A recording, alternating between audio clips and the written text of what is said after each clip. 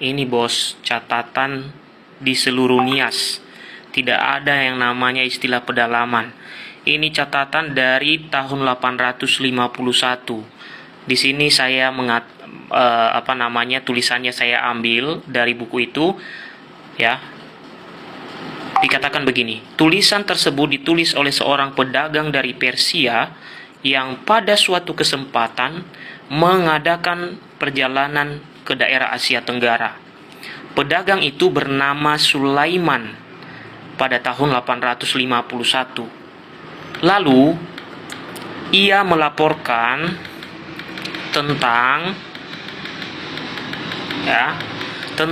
pulau-pulau atau kepulauan Nias yang ia temui, di mana ia menceritakan bahwa penduduk di daerah itu memakan buah kelapa, menghasilkan tuak, dan membasuh tubuh mereka dengan minyak kelapa.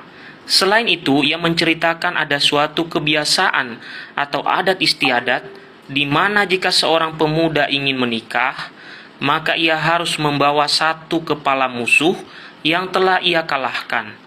Apabila pemuda itu berhasil membawa 2 kepala manusia, maka ia boleh memiliki 2 orang istri.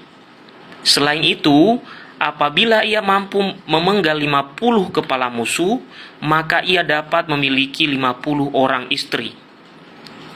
Itu catatan tertua tentang adat budaya pernikahan Nias yang dicatat oleh penjelajah ini. Kemudian di tahun 950 juga sama.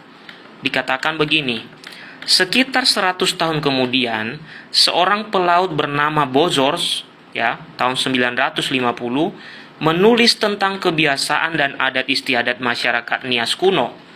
Dalam kitab Ajaib Al-Hind, ia memberitahu bahwa di kepulauan Nias terdapat orang-orang antropofag. Mereka memenggal kepala manusia. Apabila jumlah kepala yang dikumpulkan banyak, maka mereka sangat bangga. Selain itu, ia mengatakan bahwa mereka membeli lempengan kuningan dengan harga yang mahal dan menjaganya, karena logam itu bagi mereka sama harganya dengan emas.